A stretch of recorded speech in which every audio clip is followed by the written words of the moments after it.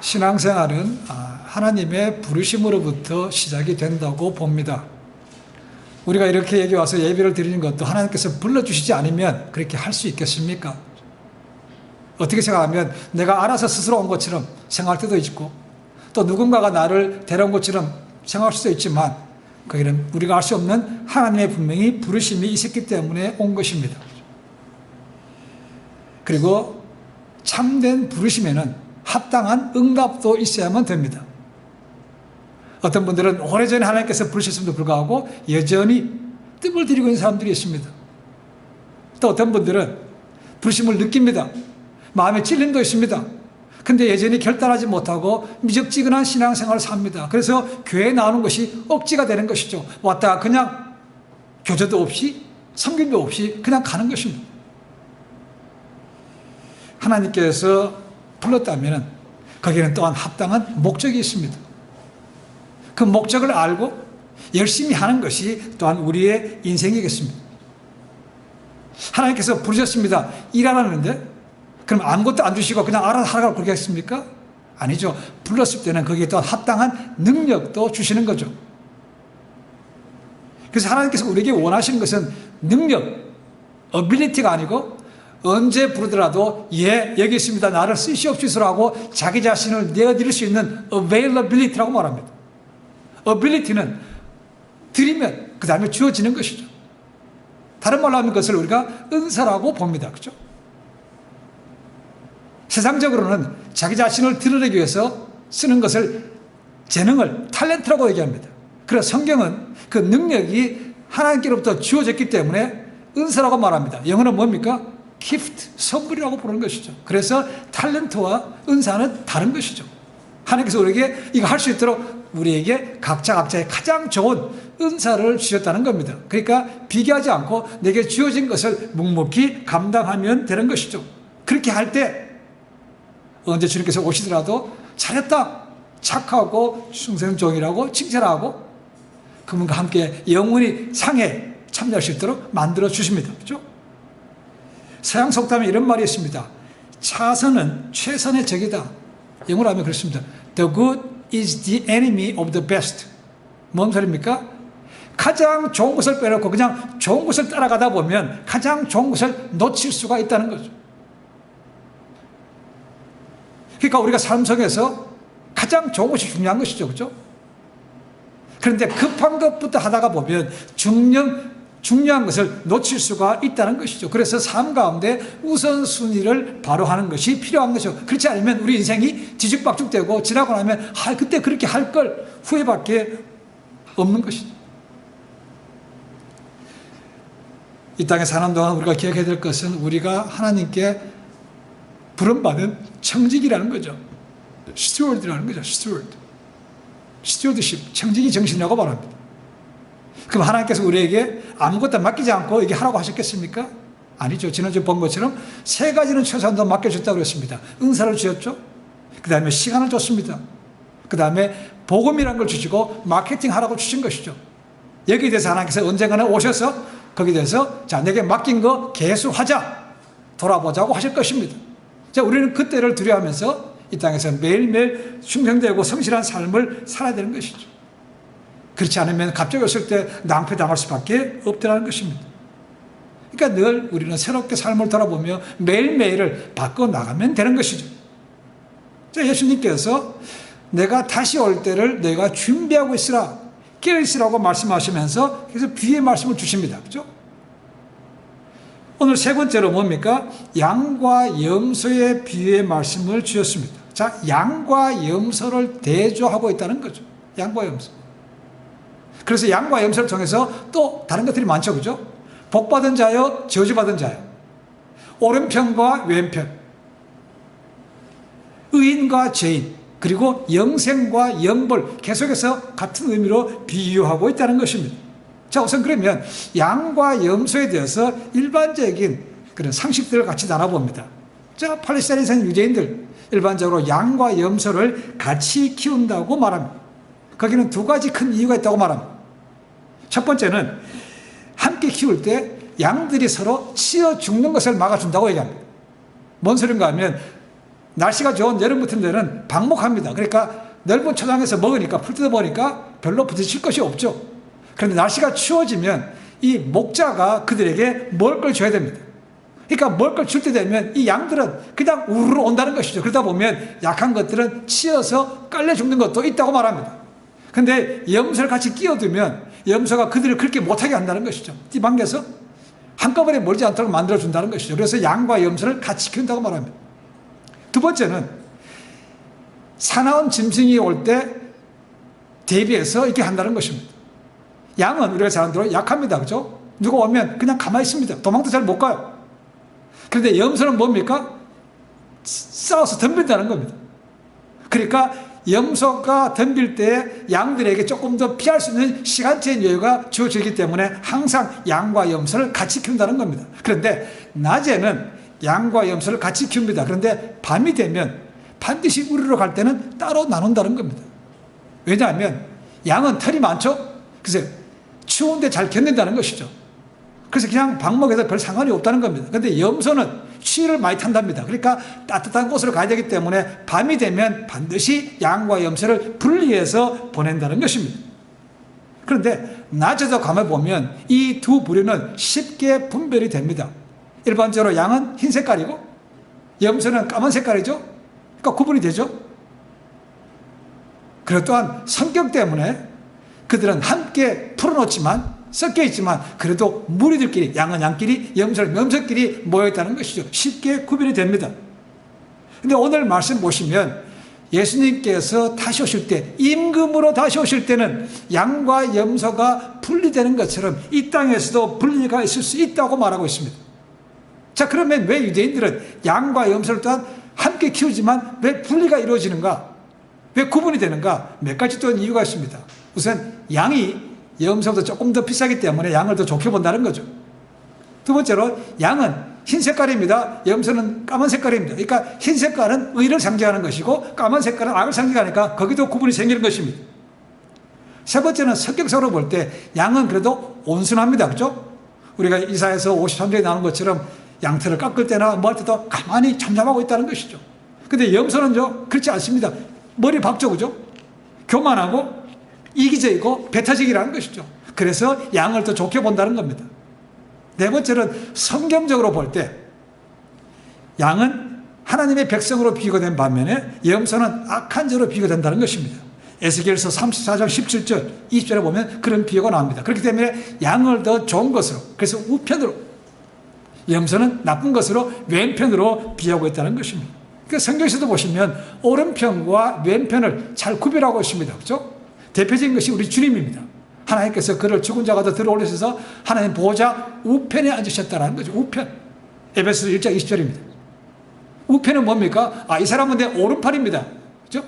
오른팔은 뭡니까? 내가 모든 걸 믿고 신임할 수 있는 이 권세 있는 자입니다. 그러니까 오른편은 늘 영광스러운 자리요 권세 있는 자라고 보시는 거죠. 반면에 좌편은 전도서 10장 2절에 보니까 이런 말씀이 있습니다. 지혜자의 마음은 오른편에 있고 우매자의 어리석은 자는 뭡니까? 왼편에 있다고 말합니다.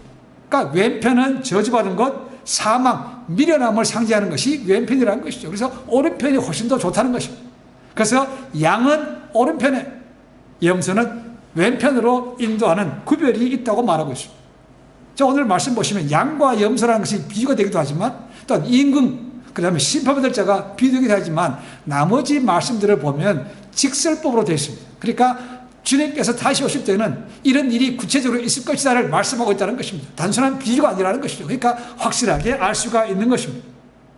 자, 오늘 말씀 보시면 마지막 때에 있을 세 가지를 확실하게 말씀하고 있습니다. 첫 번째로 예수님께서 심판주로 다시 오신다. 저지로 오신다는 거죠.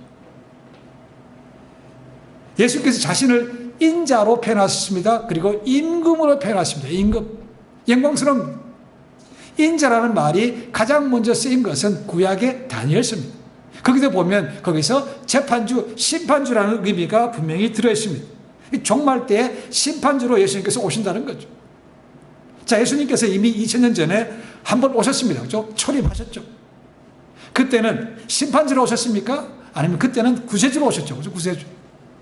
그래서 사람들이 별로 알지도 않는 초라한 곳에서, 냄새나는 곳에서 그냥 조용하게 그냥 태어나셨습니다. 그죠? 그러다가 힘없이 십자가에 고난받으시고 돌아가셨다는 것입니다. 그러나 다시 오실 때는 뭐라고요? 영광 중에 오신다는 것입니다. 재판장으로 오신다는 겁니다. 그죠? 심판주로 오신다는 겁니다. 모든 사람이 볼 수 있는 그런 자리로 오신다는 거죠. 그래서 바울의 계시라고 볼 수 있는 데살로니가 전서 5서를 보시면 예수님께서 나팔 중에 천사와 함께 영광 중에 오신다. 모든 사람이 볼 수 있는 그런 역사적인 사건으로 오신다는 것입니다. 그리고 계시록에 보시면 예수님을 참 재미있게 표현하고 있습니다. 어떤 편에 보면 예수님을 여전히 어린 양이라고 되어 있습니다. 목배임을 당한 어린 양이라고 나옵니다. 그렇죠? 굉장히 연약한 모습이죠. 예수님은 이미 이사야서 53장에 보면 양으로 표현되어 있습니다. 그리고 침례 요한도 예수님을 볼 때 보라 세상 죄를 지고 가는 하나님의 어린 양이라고 표현했습니다. 속죄양, 희생양으로 표현했다는 거죠. 힘이 없는 표현입니다. 그런데 계시록 또 다른 표현을 보시면 유다 지파의 사자라고 표현합니다. The Lion이라고 표현하고 있다는 거죠. 상반된 이미지가 주님 모습이 같이 들어있습니다. 초림할 때는 양으로 오셨지만 다시 오실 때는 뭐라고요? 사자와 같은 위험스러운 재판장으로 오신다는 것입니다. 그리고 오셔서 뭐합니까? 이 세상을 심판하신다는 겁니다. 32절 보시면 나옵니다. 모든 민족을 그 앞에 모으고라고 되어 있습니다. 모든 민족입니다. 믿는 사람만이 아니고 안 믿는 사람, 세상 모든 사람들을 다 불러내서 하나하나 그 살아온 삶에 대해서 재판을 하신다는 겁니다. 히브리서 9장 27절에 이런 말씀이 있습니다. 한 번 죽는 것은 사람에게 정하신 것이요 그 후에는 뭐가 있다고요? 심판이 있다는 겁니다. 바울의 제일 마지막 편지인 디모데후서 4장 1절에도 이런 말씀이 있습니다. 하나님 앞과 산자와 죽은 자를 심판하실 그리스도 예수 앞에서 그의 나타나실 것과 그의 나라를 두고 엄히 명하노니 심판주로 오신다는 것을 말씀하고 있다는 겁니다. 세상 마지막 때가 되면 희생양이었던 예수님께서 이제 악인 중에서 의인을 구별하시기 위해서 오신다는 것입니다. 모든 사람을 부르시고 재판하시고 이제 그들의 갈 길을 정하신다는 것입니다. 그러니까 우리가 이 땅에 죽은 이후에 삶이 없다면 우리 편한 대로 그냥 살면 됩니다. 그런데 그 죽은 이후에 우리가 살아온 인생에 대해서 반드시 재판장에 서야 되기 때문에 우리가 함부로 살 수 없는 것이죠. 자, 분명히 마지막 때가 되면 예수께서 이제는 심판주로 오십니다. 두 번째는 뭡니까? 재판 때는, 재림 때는 분리가 있다는 것입니다. 양은 오른편에, 염소는 좌편으로 간다는 것이죠.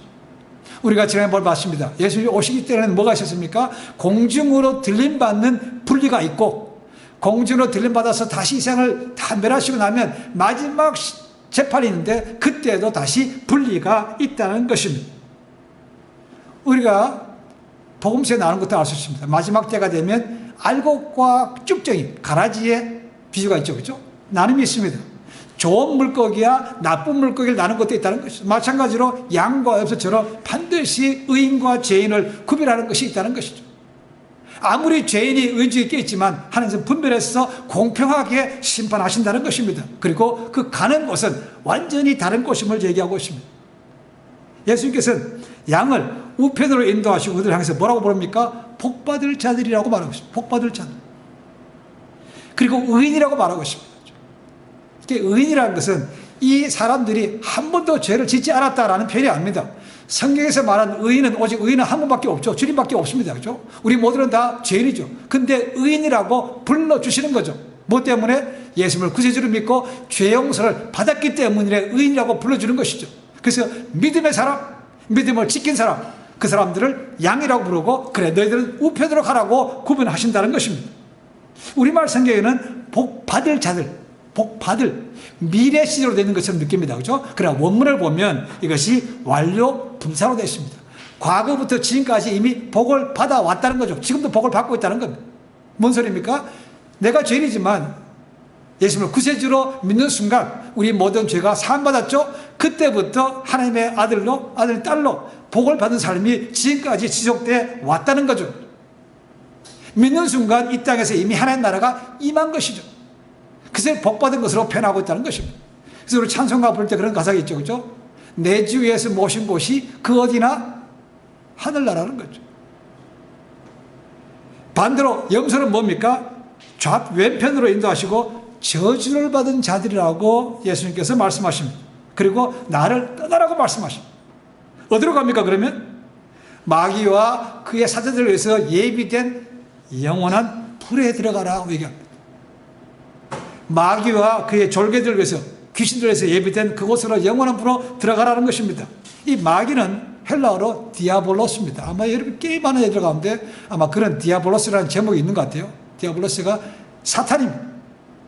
그래서 뜻은 중상자, 모략자, 악마입니다. 그래서 세 번역에는 마귀라고 되어 있지 않고 악마, 데빌이라고 표현되어 있습니다. 그들이 갈 곳은 어디입니까? 영원한 불이라고 되어 있습니다.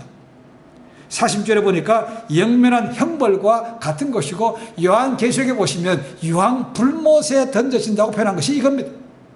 제가 지난주에 달란트에 비해서 봤습니다. 한 달란트 받았다가 장사하지도 않고 그냥 땅에 묻었던 종을 향해서 주인이 뭐라고 합니까?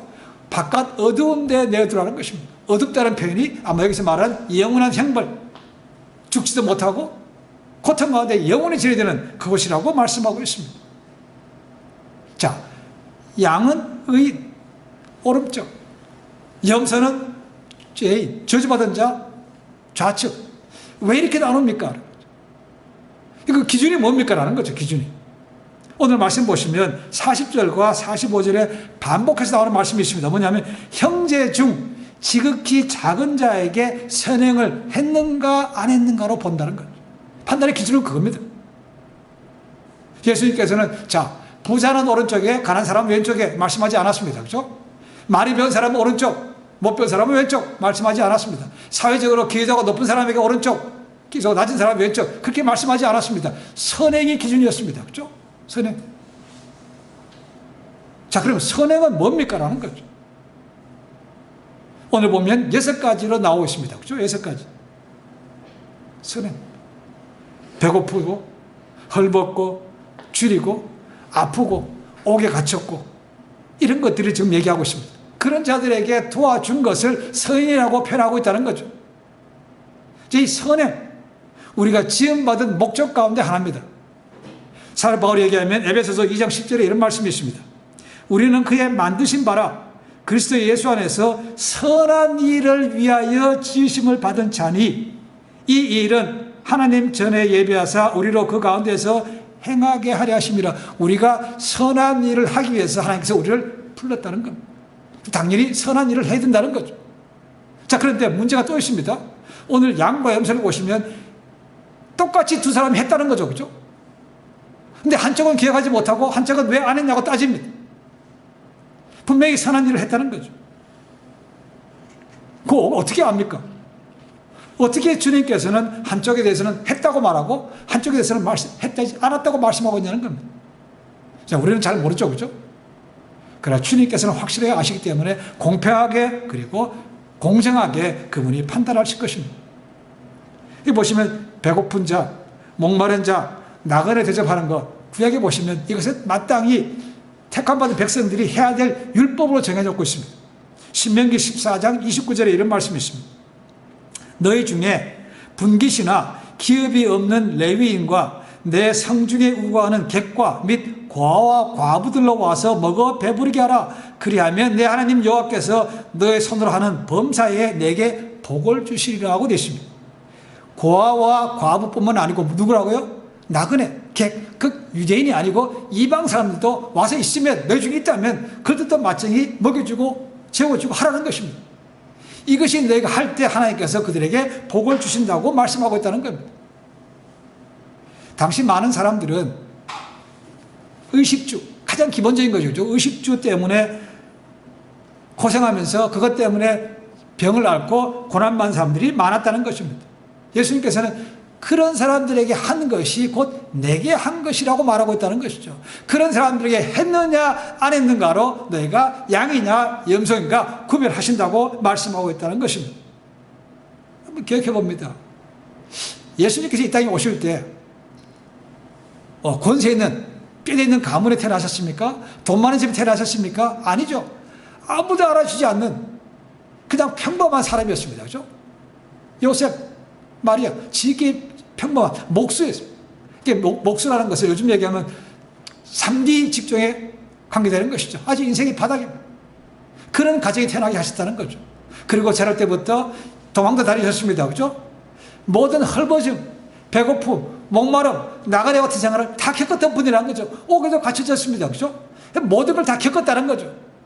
내가 그와 같은 다 겪었는데 나에게 한 것이 똑같은 것이 이런 사람들에게 한 것이 내게 한 것과 똑같다는 것입니다. 예수님은 스스로가 자기를 그런 사람과 똑같이 비교하고 있고 겪었으며 또 그와 비슷한 사람이 있는 것이 진짜 내가 말하는 선행이라고 말씀하고 있다는 거죠. 지극히 작은 자, 직장 작은 것도 아니고 지극히 작다는 것입니다. 자기 능력으로 아무것도 할 수 없는 그런 사람을 얘기하고 있습니다. 그죠? 그렇게 한 사람에게 한 것이 내게 한 것이라는 거죠. 자, 그런 사람들에게 선을 베풀었습니다. 먹을 걸 주었고, 마실 것도 주었고, 옷도 주었습니다. 올리브 기름도 주고 갖다 상처 씌워준 것이 있죠. 옥에 갔을 때 찾아봐 준 것도 있습니다. 베풀었습니다. 그 사람들이 갚을 능력이 있겠습니까? 없죠. 당연히 대가를 바라고 한 것도 아니지만 어쨌거나 한 것은 갚아주지도 못한다는 거죠. 그런데 하나님께서는 기억하시고 오히려 천국에서 그들에게 큰 상급을 주신다는 거죠. 오늘 말씀 보십시오. 내가 줄일 때, 내가 목마를 때, 내가 병들었을 때, 내가 나그네되었을 때, 내가 옥에 가셨을 때 내가라고 말씀하고 있다는 겁니다. 모든 것이 중심이 예수님이라는 거죠. 죽게 하듯 하라는 것입니다. 주님께 한 그것대로 자기 스스로 할 수 없는 그런 사람을 도움 필요한 사람에게 도와준 것이 곧 내게 한 것과 똑같아. 그런 것을 내가 기억하고 너는 양이다 염소라고 평가하신다는 겁니다. 아까 말씀 보십시오. 너희 형제 중에서 지극히 작은 자랍니다. 형제 중에서라고 말하고 있습니다. 그렇죠? 예수님께서 세상 모든 사람을 향해서 내 형제다, 내 자매라고 말씀하지 않았습니다. 믿는 사람에게 주신 거죠. 그렇죠? 그러니까 믿는 사람 가운데도 도움이 필요한 사람이 있는 거죠. 그런 사람들에게 가서 도와준 것이 곧 내게 한 것이라는 것입니다.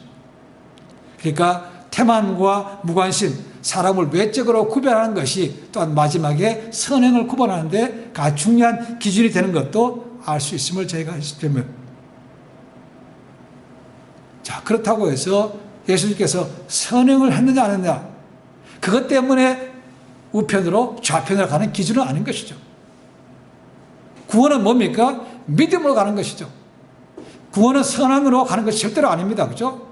그래도 불구하고 지금 주님께서 선행을 강조하고 있는 것은 구원받은 사람은 마땅히 선한 행위로 드러나야 된다는 거죠. 진짜 믿음은 뭡니까? 선한 행위를 할 수밖에 없다는 것입니다. 우리가 하고 싶지 않은데 우리에게서는 주님께서 하시고 강권하시기 때문에, 받은 은혜 때문에 할 수밖에 없다는 것입니다. 그래서 사도 야고보 얘기합니다. 행함이 없는 믿음은 죽은 믿음이다. 진짜 믿음이 아니라는 것입니다. 진짜 믿음은 뭡니까? 그런 일을 한다는 거죠. 쉽게 사는 것도 아니고 자발적으로 한다는 것입니다. 대가를 바라지 않고 한다는 것입니다. 근데 가짜 믿음은 뭡니까? 확인할 수 없죠, 저희는. 그런 사람들은 자기 믿은 것으로 그냥 입술로만 고백하고 이런 것들을 안 한다는 것입니다. 티켓 샀으니까 나 갈 거야 라고 그냥 그 다음에 자기 마음대로 사는 것이죠. 그런 것은 마지막 때가 되면 양과 염소로 구별이 된다는 것입니다. 그렇죠? 좋은 나무에서 좋은 열매를 맺는 것이고 나쁜 나무에서 나쁜 열매를 맺는 것과 똑같은 원리라고 볼 수가 있습니다. 자, 주님께서 반드시 나중에 심판주로 오십니다. 두 번째는 양과 염소 있는 것처럼 분리가 분명히 생깁니다. 세 번째는 뭡니까? 재림 받을 때, 재림 때는 제자들에게 고난이 있다는 겁니다. 아까 말씀 6편입니다. 그렇죠?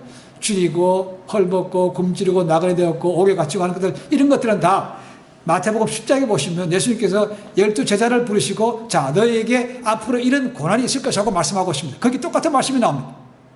그 다음에 고린도후서 11장에 보시면 바울이 딱 한 번 내가 복음 전하면서 당했던 어려움들, 고난들을 얘기하고 있는데 거기 보면 이 얘기들이 다 들어있습니다. 그러니까 주님 다시 오실 때가 되면, 마지막 때가 되면 예수 그리스도를 믿는 사람들에게 뭐가 있다는 겁니까? 이런 고난이 있다는 거죠. 지금은 그렇지 않은 것처럼 느낍니다. 그렇죠? 그러나 실제로 보면 우리가 살고 있는 미국에서도 예수 그리스도를 믿는 사람들이 오히려 차별당하고 불이익당하고 있습니다. 그렇죠? 동성연애하고 이 사람들 당당하게 하는데 그 사람들에서 뭘 얘기하면 잡아갑니다. 공공장소에서 복음도 전하지 못하게 합니다. 그렇죠? 오히려 어려움당하고 저롱당하고 있다는 것이죠. 지금도 그럴진데 이제 주님께서 오실 마지막 때가 되면 이것과 비교할 수 없는 고난이 당연히 있다는 겁니다. 특히 계시록에 나오죠. 적그리스도가 등장하게 되면 뭘 줍니까? 짐승의 표를 주죠. 666. 참 많은 질문이 있습니다. 제가 666. 그 표를 안 받으면 매매를 받는데, 매매가 안 된다는 것은 먹고 살기가 그만큼 어려워진다는 겁니다. 누구에게요? 적그리스도를 경배하지 않고 오직 주님만 섬기는 자들에게 매매를 못하는 거죠. 어려워진다는 겁니다. 그러니까 그런 어려움이 왔을 때 당연히 그런 사람들 누가 도와야 됩니까? 우리 믿음의 사람들 도와주지 않으면 누가 도와주겠습니까? 라는 거죠. 자, 그럴 때 도와주는 것이 정말 하나님께서 보시기에 진짜 선행, 주님께 하는 것과 같은 선행이라고 쳐주고, 그래 마지막 때에 너는 양이야, 내 오른편, 너는 영원한 생명으로 들어가라고 말씀하신다는 거죠. 밀림의 성자라는 혹시 얘기를 아십니까? 아프리카의 성자라고 부르기도 하죠. 그죠? 슈베르츠 박사가죠. 슈바이처. 알베르토 슈바이처 박사가죠. 그분이 그렇게 된 데는 간단한 이유가 있습니다. 자세히 보면 그렇게 나옵니다. 슈바이처 박사가 살 때, 어렸을 때 굉장히 부유했던 집에 살았다고 합니다. 근데 학교 다니다가 이제 집에 끝나고 오면 애들하고 모여서 이제 놀이를 한다는 거죠. 그러니까 올라타고 목 들고 하는 것이 있는 모양입니다. 근데 게임을 하는 순간에 어느 날 보니까 자기가 위에서 밑에 있는 자기 친구죠. 그죠? 목을 들다기보다는 누르고 있는, 올라타고 있는 장면이 있더라는 거죠. 그때 자기 친구가 자기한테 이렇게 말하더래요. 나도 너처럼 일주일에 2번 소고기국 먹으면 너 같은 건 문제도 아니야. 이렇게 얘기했다는 거죠. 깜짝 놀랐다는 것입니다. 자기는 그렇게 생각한 적도 없어요. 근데 밑에 깔린 애가 그렇게 얘기하더래요. 그래서 내가 가진 건강과 행복을 나도 나무를 한번 써야 되지 않을까 생각했다는 겁니다. 그 시간이 지나가는 가운데 그가 21살 때입니다. 성령 강림절에 하나님의 크신 은혜가 그에 임했다는 거죠. 그래서 그때 슈바이처가 소원하게 됩니다. 하나님, 나도 예수님처럼 30살 때까지는 나를 위해 살고 30살이 넘어서는 이제 다른 사람들의 필요를 도와주는 삶을 살겠습니다라고 결심했다는 겁니다. 그래서 30살 때까지 그는 철학, 신학, 그리고 음악을 공부했습니다. 그리고 30살이 넘어서 의학을 공부해서 의사가 돼서 36살에 드디어 아프리카로 가게 됩니다. 첫 번째 가는 데가 어딘가? 콩고입니다. 콩고 중에서도 랑바레네라는 곳입니다. 아마 이 랑바레라는 곳이 오늘날의 가봉, 아프리카 그 가봉 국경에 있는 그런 지역이라고 얘기합니다. 거기에서 평생도록 섬겼다는 거죠. 그래서 나중에 그가 1950몇 년도입니까? 노벨 평화상도 받습니다. 괴테상도 받았습니다. 받았다는 거죠. 그때 사람들이 얘기했다는 것입니다. 야, 너 이렇게 의사로서, 다른 신학자로서 여러 가지 많은 명예와 부가 있는데 그런 걸 버리고 어떻게 네가 아프리카로 죽으러 가냐? 하실 때 이 슈바이처가 이렇게 얘기했다고 합니다. 나는 빚진 자다. 우리 조상들이 흑인들을 학대하고 착취하고 그 괴롭힌 죄가를 내가 갚으려고 간다라고 했다는 것입니다. 30살이 넘어서는 내가 다른 사람의 필요에 살겠습니다 라는 것을 스스로 지켰다는 겁니다. 내가 빚진 자라는 것입니다. 빚진 자. 바울도 얘기했죠. 그죠? 난 빚진 자다. 복음의 빚진 자요, 사랑의 빚진 자다. 슈바이처가 그렇게 살았다는 거죠. 그래서 아프리카의 성자라고, 밀림의 성자라고 불림받습니다. 우리는 많은 경우에 그렇습니다. 내가 부정한 것들에 대해서 비교하면서 저 사람 더 많이 가졌는데 나는 이거밖에 없으라고 비교하면서 상대적으로 화가 나기도 하고 원망스럽기도 합니다. 그렇죠? 그런데 내가 가진 거에 대해서 그 사람보다 더 많이 가졌다고 하면 별로 상하지 않다는 거죠. 거기서 보는 시각적인 차이가 생기는 거죠. 긍정적으로 보는가 비관적으로 보는가 차이 생기는 거죠. 마찬가지로 마지막 때가 되면 주님의 관점에서, 주님께서 재판주의 관점에서 이 모든 것을 보시고 너는 양, 너는 염소로 구별하신다는 겁니다. 굉장히 더럽습니다. 그죠? 예수님의 보시는 눈은 정확한 거죠. 전지전능하신 분 아닙니까? 그죠? 아무리 의인이 죄인중에 껴있지만 그 의인을 구별해내신 것이고, 또 아무리 의인 중에 있지만 거기에 위선자가 있다면 구별해내서 다시 염소 쪽으로 좌측으로 보낸다는 것입니다. 이게 무섭다는 것이죠. 마지막 때가 되면 도적같이 주님께서 오셔서 이 세상을 심판하십니다. 그때 재판장이신 주님을 아는 것이 당연히 필요하죠. 그렇죠?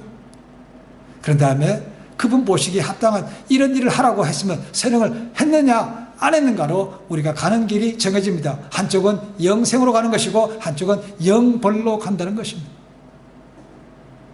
아직까지 우리에게 기회는 있습니다.